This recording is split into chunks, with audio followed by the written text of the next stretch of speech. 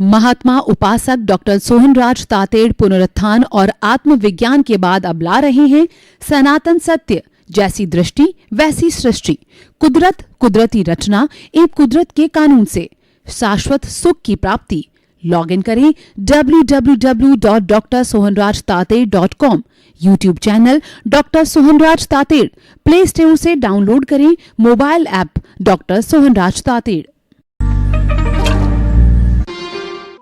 चंदेषु निम्मलयरा आइचेषु अयं पयासयरा सागरवर गंभीरा सिद्धा सिद्धिं मम दिशन्तु सिद्धा सिद्धि मम दिशन्तु।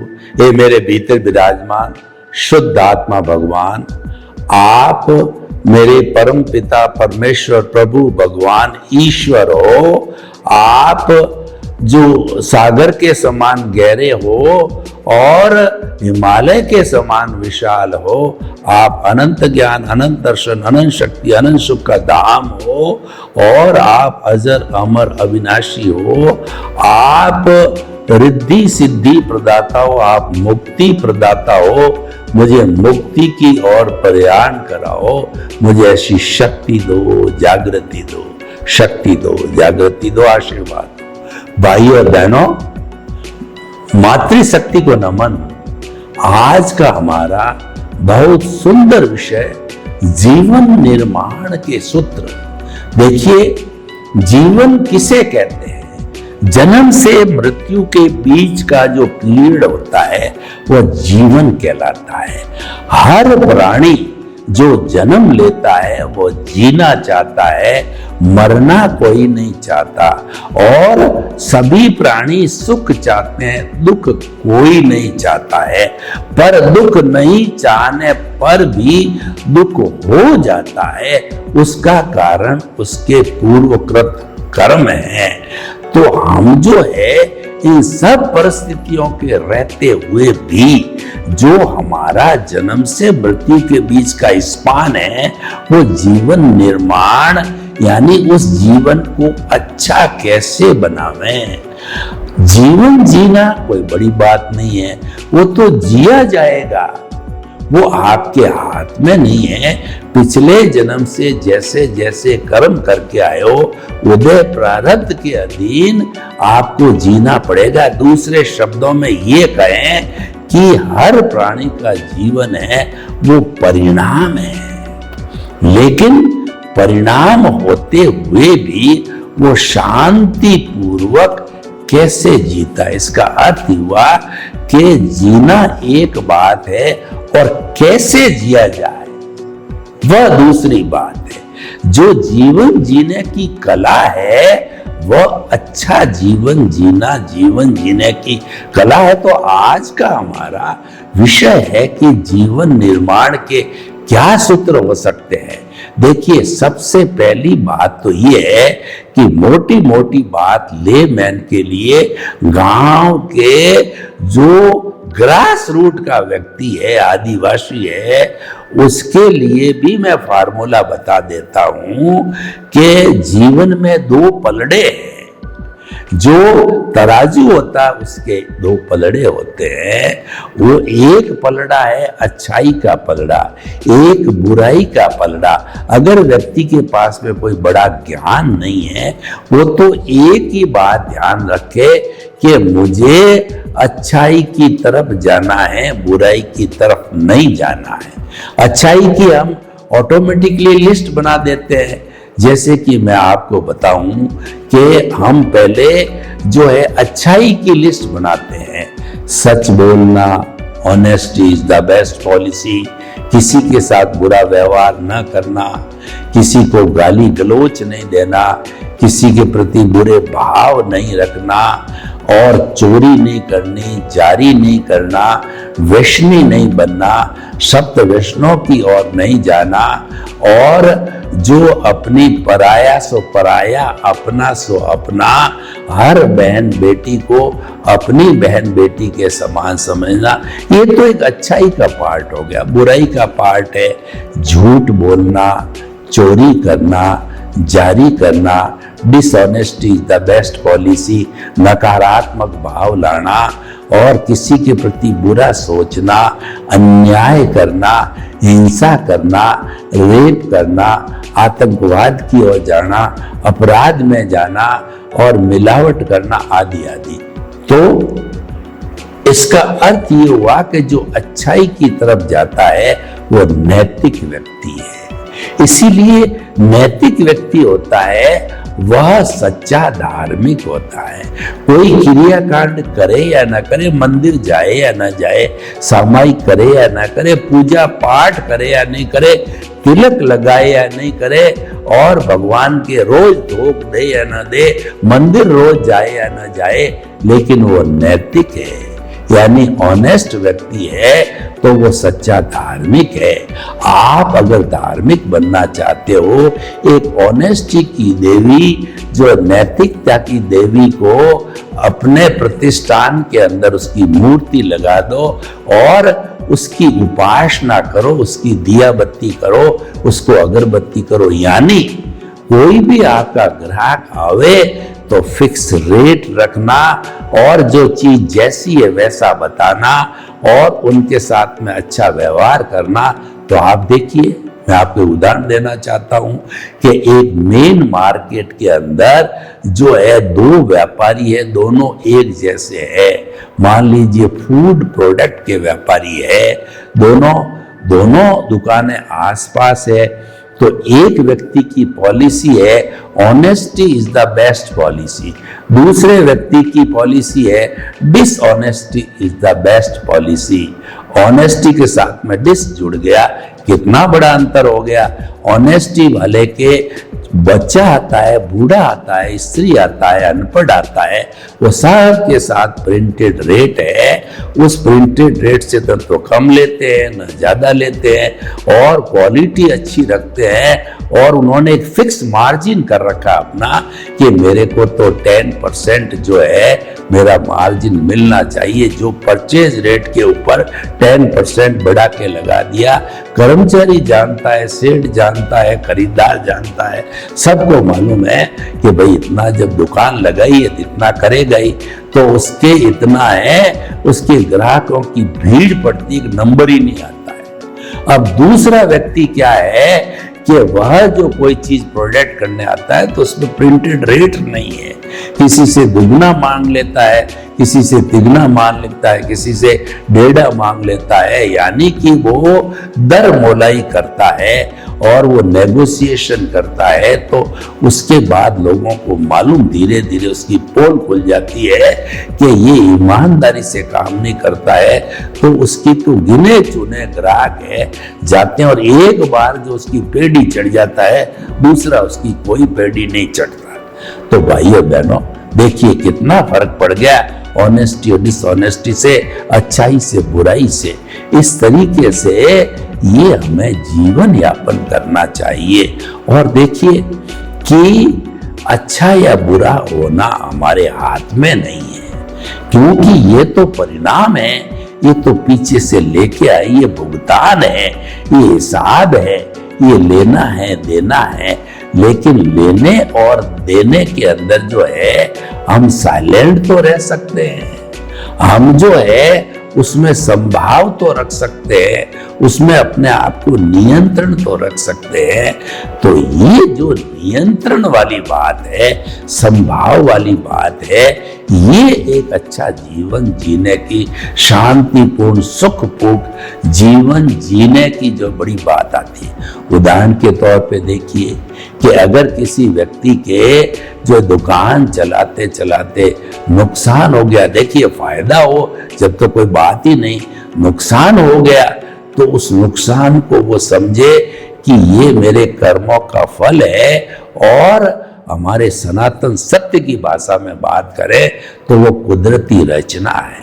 हम जो ये कार्यक्रम सनातन सत्य चलाते हैं, ये यूनिवर्सल ट्रुथ, सार्वभौम सत्य है, जो कि अध्यात्म विज्ञान मुक्ति का मार्ग है और सनातन सत्य सिद्धांत के ऊपर आधारित होता है। हमने जो सहारा लिया कुदरत, कुदरती रचना और कुदरत के कानून का सहारा लिया। कुदरत जो है वो शास्त्रों के अनुसार, हमारे अनुसार जो है जीव, अजीव, गति सहायक, स्थिति सहायक, समय और आकाश, 6 तत्वों से जो है ये कुदरत बनी है। और ये जो है इनकी जो 6 तत्वों की जो अवस्था बदलती है यह कुदरती रचना कहलाती है। और ये जो 6 तत्व जो काम करते हैं ये कुदरत के कानून पर काम करते हैं। उदाहरण के तौर पे देखिए, कुदरत का कानून 2 भागों में बटा हुआ है। एक भाग तो ये है प्राकृतिक कानून, समय पे सूर्य उगता है, समय पे अस्त होता है, समय पर रात होती है, समय पे दिन उगता है, और समय पे वर्षा होती है, समय पे गर्मी आती है, समय पर जो है वो सर्दी आती है, ऋतुएं आती है, फल लगते हैं, सब कुछ समयानुकूल होता है। ये तो प्राकृतिक कुदरती रचना हो गई। एक कुदरती रचना क्या है कि जो है वो व्यवस्थित शक्ति, कुदरत और कुदरत जो है ये जो चीज है वह जो है वो व्यवस्थित है। कुदरत और कुदरत का कानून है, ये सब व्यवस्थित है। यानी कुदरती रचना ये व्यवस्थित यानी प्रीडिस्टिन्ड है। इसीलिए कहा गया है कि जो है वो हर हमारी जीवन की अवस्था है वो कुदरती रचना है। और जो व्यवस्थित का मतलब वो फिक्स है, वह जो है टेम्परेरी है, वह जड़ है। इसीलिए जो है ये सारा अवस्था होती है, ये जो है कुदरत के कानून पर चलता है। यानी कुदरत कभी भी अन्याय नहीं करती है। कुदरत तो वही करती है जीवित प्राणियों के साथ, जैसा वो उपादान होता है उसके अनुरूप जो है वो संजोग जुटाती है, और वह भी उसके उन्हें प्रारब्ध आता है, संजोग जुटाने वाली होती है कुदरत। तो कुदरत अपने आप जो है संजोग जुटा देती है। तो इसीलिए भाइयों बहनों, ये सारा सहारा कुदरती रचना और कुदरत के कानून के ऊपर सारा आधारित है। तो ये हम क्यों देना चाहते हैं? इसीलिए कि आपकी जो रॉन्ग बिलीफ है वो राइट बिलीफ में बदल जाए। और रॉन्ग बिलीफ क्या है? मिथ्या ज्ञान, मिथ्या दर्शन और मोहनीय कर्म, जिसको कि हम अज्ञान कहते हैं। और राइट बिलीफ क्या है? कि सम्यक ज्ञान, सम्यक दर्शन, नो ऑनरशिप, नो डूअरशिप। ये जो है निमित्त निर्दोष करता और शुद्ध आत्मा, ये सारी जो फीलिंग्स जो है वो राइट बिलीफ है। ये हम आपको देना चाहते हैं। क्यों देना चाहते हैं? कि आपके सनातन, आपके शाश्वत सुख की नींव लग जाए। हम आपको शाश्वत सुख जो आत्मा का गुण है अभी कभी दे नहीं सकते, लेकिन पुरुषार्थ करके आपके नींव अवश्य लगा देते हैं। तो आपके वो ज्ञान दर्शन का जो डेवलपमेंट है उसको हर आने वाले जन्म के अंदर डेवलपमेंट बढ़ाइए। जब वो फुल्ली डेवलप होकर के 360 डिग्री का हो जाता है तो उस अवस्था के अंदर केवल दर्शन होता है और वह पुरुषार्थ का अति होता है। उसके बाद पुरुषार्थ करने वाली लाई प्रतिष्ठित आत्मा समाप्त हो जाती है, मन समाप्त हो जाता है, और ये जो है आप शुद्ध बुद्ध और मुक्त बन जाते हो। तो भाइयों और बहनों, हम आपको बताना चाहते हैं कि आपके साथ जो घटित हो रहा है उसको कुदरती रचना मानो, क्योंकि जो है वो आपके हाथ में नहीं है। ठीक है? तो आपके हाथ में नहीं होने के कारण जो है आप उसको कुदरती रचना मानोगे तो वो आपको फीलिंग नहीं होगा और आप उसके लिए दोषी नहीं होंगे, क्योंकि जो है मन, वचन, काया तथा उससे जुड़ी हुई हर अवस्था मात्र कुदरती रचना है। और वह जो है वो जो है प्रीडेस्टिन्ड है, वो व्यवस्थित है। अवस्था यानी जाने वाली है, ये जा रही है, कर्म जा रहे हैं, सुख जा रहा है, दुख जा रहा है, ये टेम्परेरी है, ये अस्थायी, ये जो चीज आपके हाथ में नहीं है उसको आप व्यवस्थित मान करके स्वीकार करो।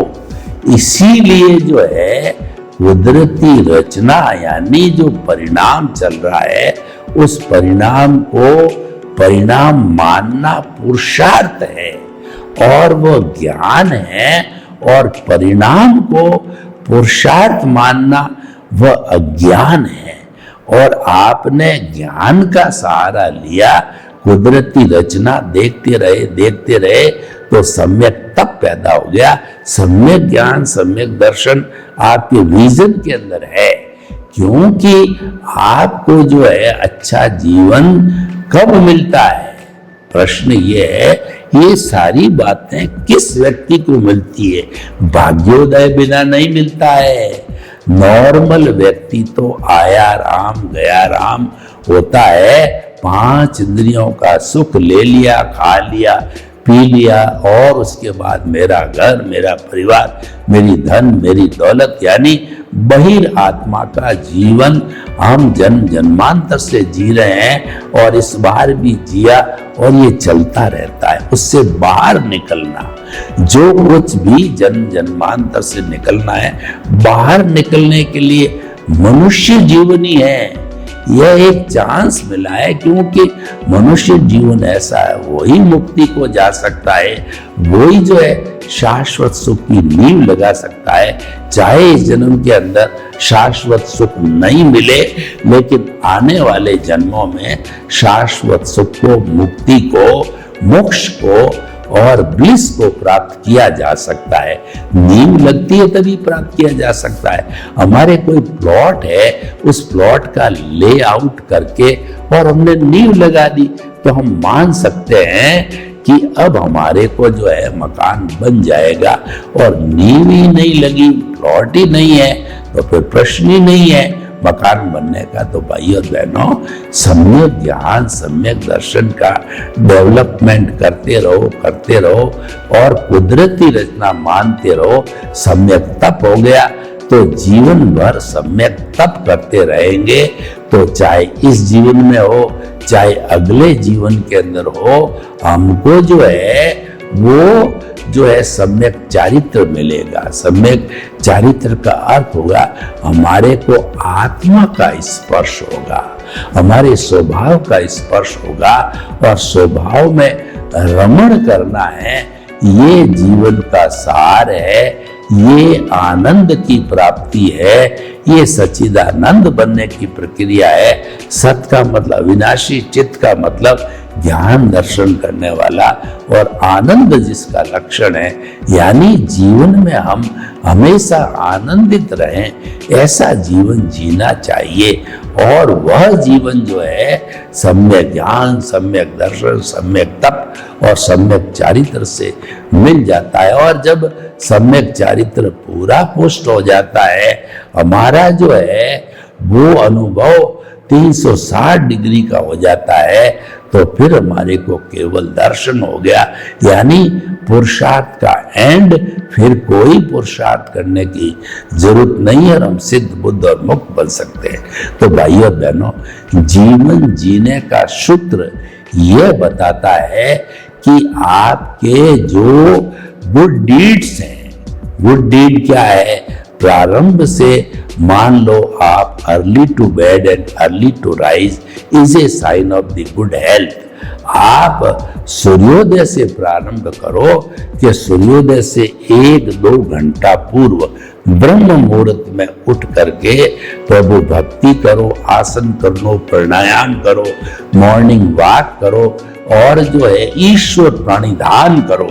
वहां से जीवन को प्रारंभ करो, और उसके बाद के अंदर जो जो आपका कार्य है उस कार्य में लग जाओ। तो हम आपको ये बताना चाहते हैं कि जो है आपका जीवन है वो समयबद्ध होना चाहिए, वो टाइम बाउंड होना चाहिए, और जो है समय की जो देख रेख है वह अच्छी तरह से होनी चाहिए। यानी टाइम मैनेजमेंट होना चाहिए। जीवन का हर क्षण समयबद्ध होकर के वह किया जाए।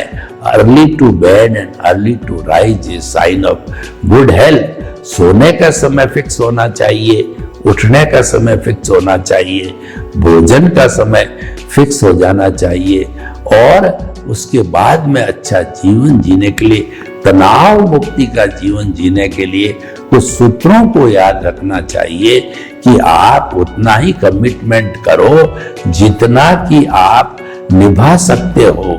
आप जो है, आपके पास में तो मान लीजिए 1 लाख रुपया है और आपने किसी के डोनेशन का 5 लाख का जो है कमिटमेंट कर दिया, तो आपके ये दुख और तनाव का कारण बन जाएगा, आपका जीवन खराब हो जाएगा। इसीलिए ऐसा कमिटमेंट वही करो जो आपकी रीच में हो, जो आपकी शक्ति में हो। उससे ज्यादा कभी भी कमिटमेंट नहीं करना चाहिए। व्यक्ति को अपने शरीर की, मन की, बुद्धि की क्षमता को पहचानना चाहिए कि मेरी बुद्धि कितनी तीव्र है। आपकी बुद्धि काम नहीं करती है और आपने बड़े बड़े जो है एंटरप्राइज खोल दिए, तो आप निश्चित मान के चलिए कि आपको नुकसान होने वाला है। इसीलिए जो है अपनी क्षमता को पहचानो और क्षमता का विस्तार हमें करना चाहिए, नो डाउट है, लेकिन पहले जो प्रारंभ करें, धीरे धीरे धीरे आगे व्यक्ति को बढ़ना चाहिए। और practice makes a man perfect, करत करत अभ्यास के और जड़मती होत सुजान, रसरी आवत जान के और सल पर पड़त निशान। यानी कि व्यक्ति को उद्यमी बनना चाहिए, हर क्षण परिश्रम करना चाहिए और हमारे जीवन के अंदर जो है कहना चाहिए कार्य और विश्राम दोनों का संतुलन होना चाहिए कि आपने बहुत अच्छा काम कर लिया, शरीर को थकान आ गई, तो विश्राम भी करना जरूरी है। और उस विश्राम करने से जो है हमारे शरीर के टिश्यूज है, हमारी कोशिकाएं हैं, ऑर्गन्स है, सिस्टम है, सबको जो है विश्राम मिलता है और विश्राम होने से फिर वो तरोताजा हो जाते हैं और फिर अच्छी स्पीड से काम करने लग जाते हैं। यानी कि संतुलन होना चाहिए। संतुलन जो है प्रकृति का नियम होता है, हर चीज में संतुलन। और हमारा मन वचन काया है, ये जो कार्य करने की बड़ी बड़ी पद्धतियां हैं, तो देखिए मन से सकारात्मक सोचो। कभी भी प्रॉब्लम आ जावे तो दुख में से सुख निकालने की कला आपको आनी चाहिए। मान लीजिए कोई स्टूडेंट जो है वो फेल हो गया, तो उसको कुदरती रचना मानना, उसको निष्काम कर्म रूप में मानना कि फल जो है काम करना मेरे हाथ में, फल की इच्छा मैं करता ही नहीं हूं, तो आपको फेल होने का जो है वो दुख नहीं होगा, क्योंकि ये तो जो व्यवस्थित शक्ति के अधीन है, ये तो परिणाम है, ये तो पूर्व निर्धारित है।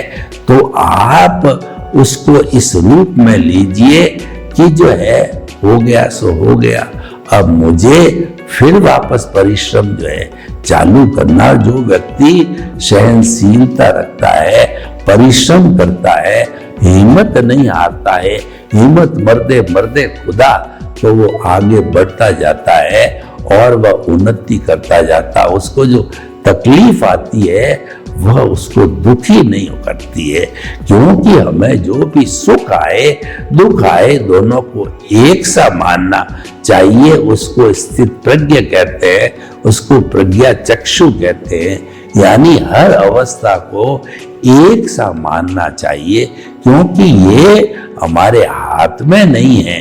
सुख पाना, दुख पाना, सफलता पाना, असफलता, ये हमारे हाथ में नहीं है। आती है तो उसको एक्सेप्ट करो, कुदरती रचा मानो और आगे बढ़ते रहो।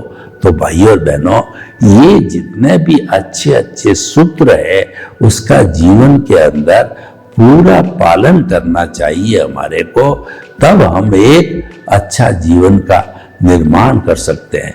अच्छे जीवन के निर्माण के लिए और हम आगे बढ़ते हैं। मन की बात कही हमने, वचन की बात कहें तो ऐसी वाणी बोली और मन का आपा खोए, और को शीतल करे और आप हो शीतल हो। यानी जो बोला जाए मीठा बोला जाए, सत्य बोला जाए, हितकर बोला जाए, अहित किसी को हो ऐसा नहीं बोलना चाहिए, टॉन्टिंग भाषा नहीं बोलनी चाहिए। और वाणी है वो हित मित और जो है रित होनी चाहिए, यानी हितकर हो, मित मतलब सीमित बोला जाए और रित आवश्यकता अनुसार बोला जाए।